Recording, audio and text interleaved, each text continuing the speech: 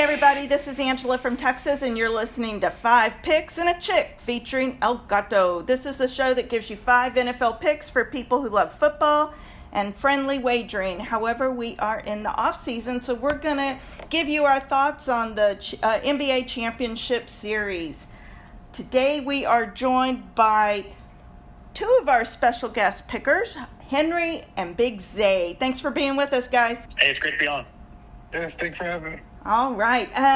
Our last podcast, El Gato, I went 3-2, and you were 4-1. And then I do have to mark a loss in my column for my Lakers. I did in a previous podcast, the Lakers winning the championship. So that's a loss for me. My record is 25-14, and yours is 22-15. Not too bad. Not too bad. Those sound like 2 winning columns right there. So we'll take them. And as far as the records here in the last playoff series or last playoff games, I mean, we both did well. We're both in the winning column, so we'll take it.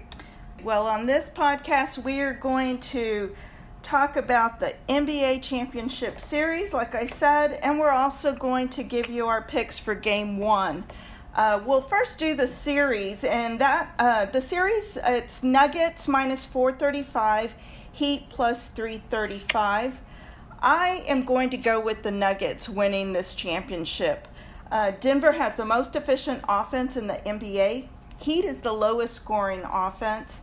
And also, Denver has beaten the Heat 9 out of the last 10 meetings, including both meetings this year. So my pick for the series is going to be the Nuggets. What are your thoughts on this series pick, Henry? I'm going to be in the same boat with you. It's always tough when you've got a team coming off kind of a long wait with the Nuggets. They last played, I think it was May 22nd. So they're probably on a full week off. But I think you got one team in the Heat coming off a tough 7-game series. They were up 3-0. They lost 3 straight games. They had to win it on the road in Boston in 7. Now they got to go on the road to Denver with the altitude. I think there's got to be a little bit of a letdown for Game 1. But I think as far as the series, I know the series price is big, but I think Denver is the one there. What are your thoughts, Big Zay? Yeah, I agree with you and Henry. I think the Nuggets convincingly take the series and, ultimately win the championship. They just overall have the best team all around. They have a group of 8 guys on the team, and all of them play really well together, whoever's on the floor. It starts off with the big guy down low, Jokic. I mean, he's really, in my opinion, the real MVP of the league this year.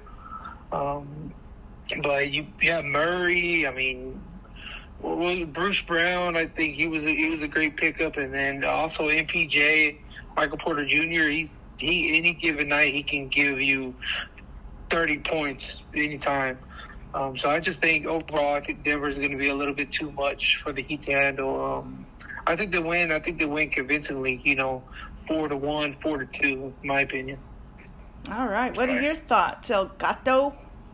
Well, I like to be the contrarian at times, but then I try to look at the matchups. In this particular case, to Henry's point earlier, the Nuggets are going to have about 9 days of rest. Sometimes that can, be a detrimental to a team, but I'm thinking, those 9 days they were able to rest up. They were able to, heal sore muscles and get healthy. And again, like Henry mentioned, the Heat came off of a grueling 7-game series where they were easily up 3-0 in the series and had to fight for their lives. I think with the Nuggets being able to see how that Celtics Heat series went. They could see on film what the Heat did that was successful to get them up 3-0.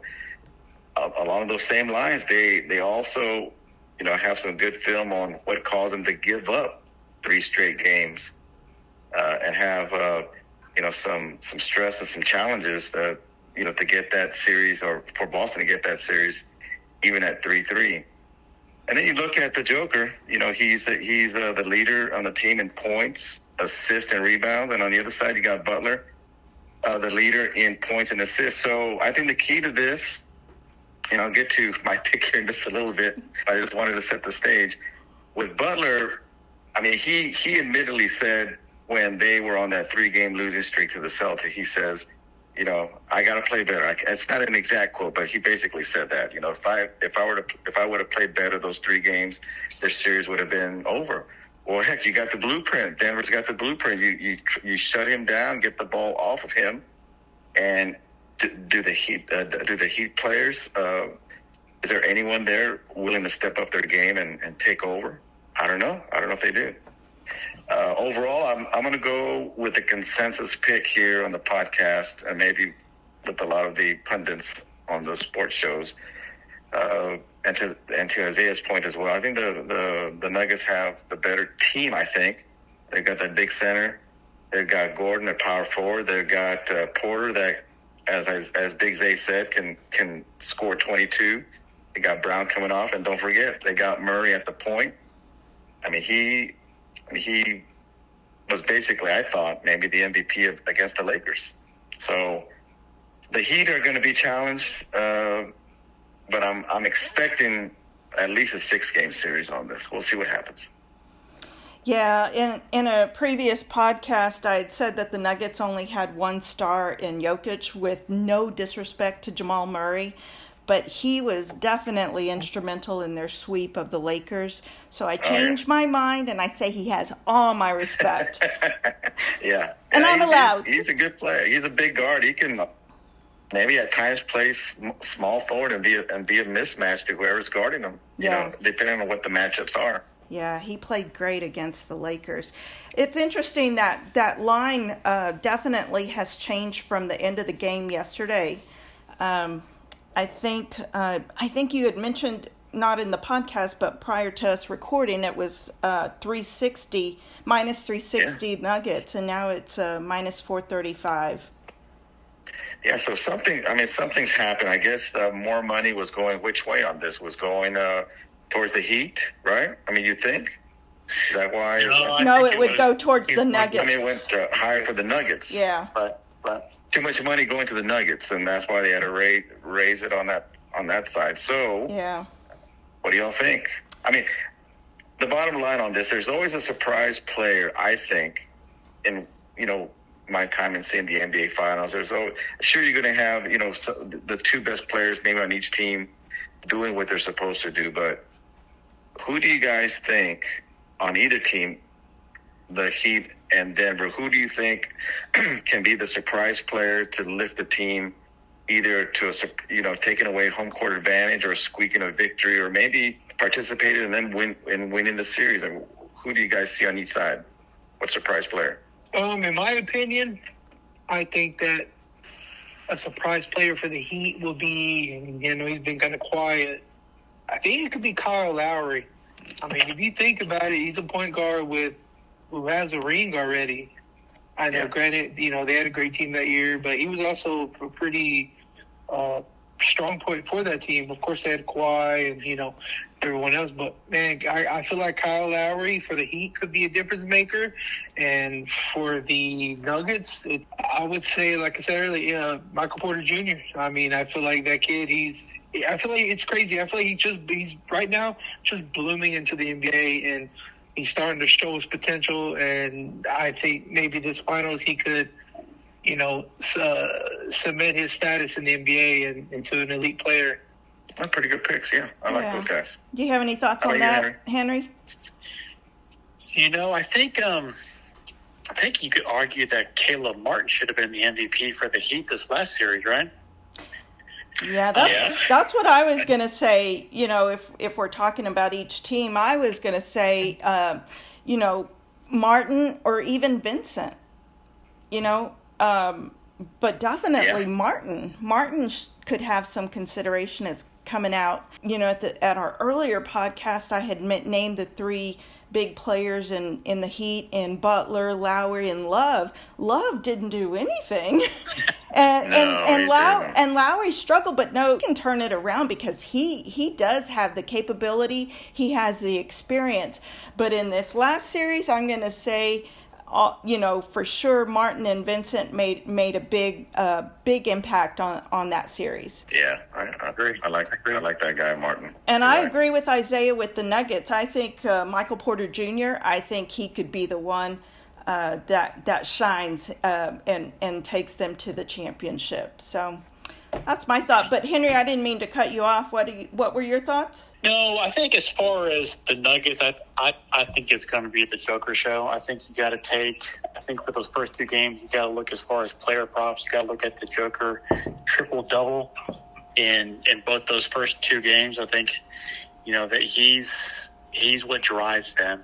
So I think, obviously Murray's a great player and they got other support players, but I think it starts and ends with the Joker. I'm gonna go with a couple of surprise. Well, they're surprise players for a reason, right?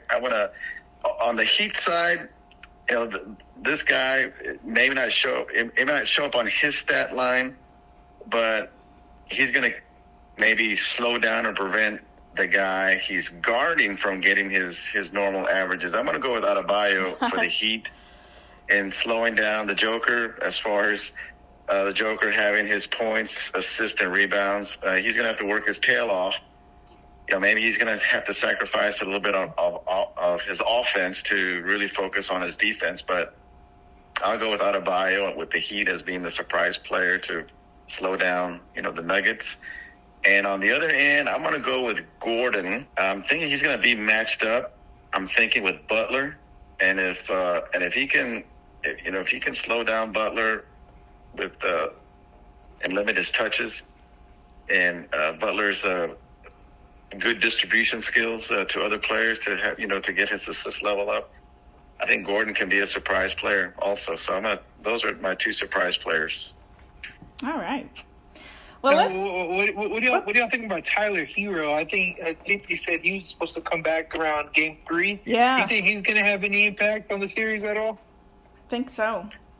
You know what? I forgot about that dude. Yeah. I mean, that dude, if he gets hot shooting, yeah. I mean, he can shoot. He's lights out behind 3. So it's confirmed he's good.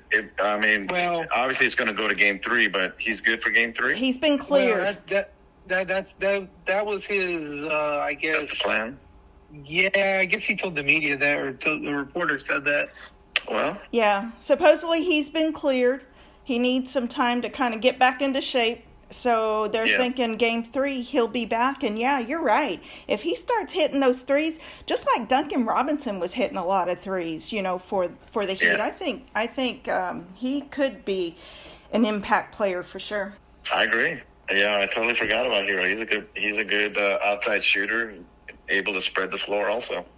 I think one of y'all mentioned it before we started the show. We had a discussion. Y'all mentioned that it's good to see the new two kind of, I guess you could say, new teams that could possibly win it, and it's also you get to see a new wave of players as well. And I think the Heat and both teams really, they have players that people really may not have heard of. They're not the big names, but they can play. There's some dogs. There's some players. I mean, Max Struss on the Heat. I mean, yeah, he's not really a player you can take lightly. Caleb, what's his last name? I just forgot it. Martin. Yeah. Caleb Martin. I mean, you saw what he did last game, and it's pretty cool to see a new wave of players. Kind of be on the main stage. We'll all know their names soon enough. Yeah. Yeah. Right.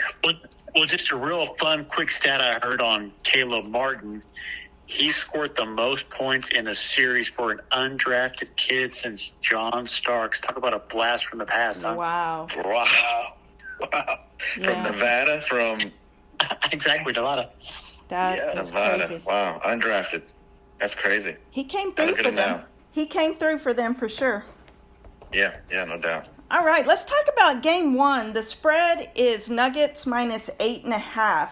I am going with the Nuggets. I know that's a large spread, but Denver's undefeated at home during the playoffs. They are well rested. I know we kind of went back. Is that time from playing a detriment or an advantage? And I'm going to go on the side of it being an advantage. I think like Elgato said, you get to rest your muscles, you get to recover, you get to think about the game and also analyze the series that just played between the Celtics and the Heat. So I'm going with the Nuggets in this. The Heat are definitely coming off a tough series, and this is the Nuggets' first finals appearance, and I think they want to make sure everyone knows that they belong there. So I think they'll come out strong in this game one. So I'm going with the Nuggets. What are your thoughts on this game, Big Zay? Yeah, I'm gonna go with the Nuggets covering this as well. I just think ultimately Joker just gonna have a day. I think he's gonna be down low. He's gonna be down low, playing a little bully ball on Bam. Bam's not really a big guy compared to Joker. The Joker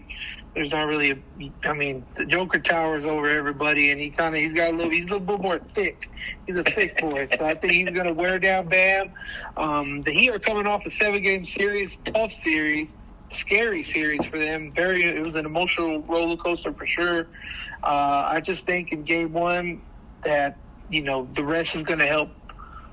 Being rested and being ready to go is going to give the Nuggets the advantage over this game. But I do think it's going to be a close one. But, yeah, I got the Nuggets covering it. All right. What about you, Henry? Well, I think I'm gonna slide the other way on this, but I think what you want to do if you're a Heat bettor, I think you want to give it a little bit of time and see if you can get 9.5. I think the debate is the old rest versus rust. And we talked about, Elgato and I talked about, having 8-9 days off. Denver's been resting at home.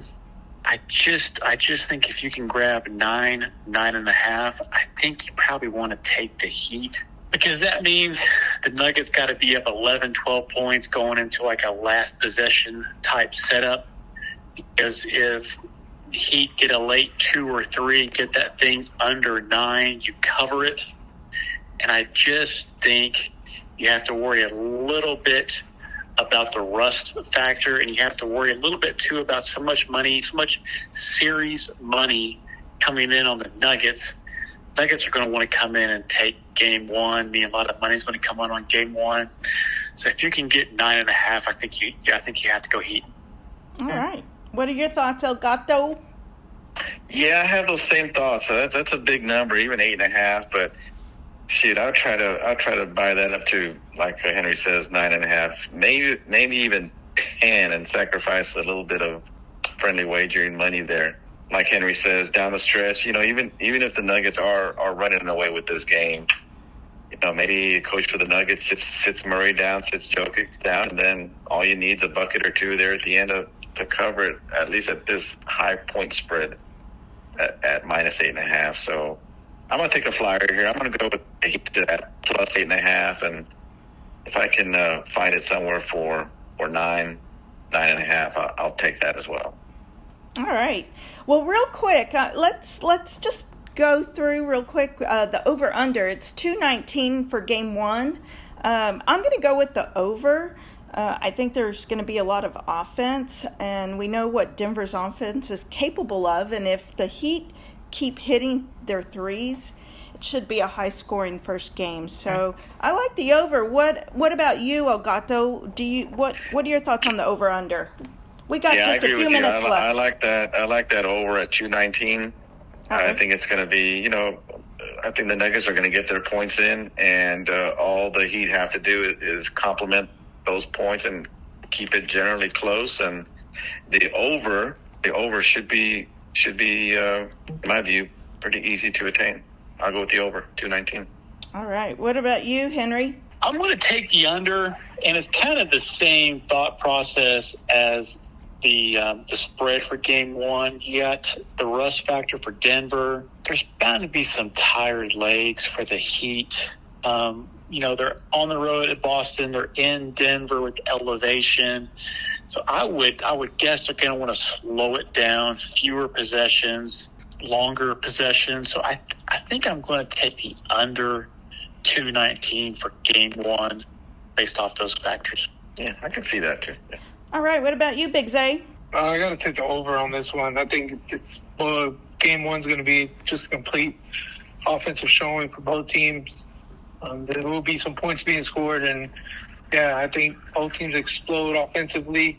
The Heat, like we've been saying the whole show, about staying hot, being, I guess you can say, staying warm, if you will, like pitcher in a bullpen.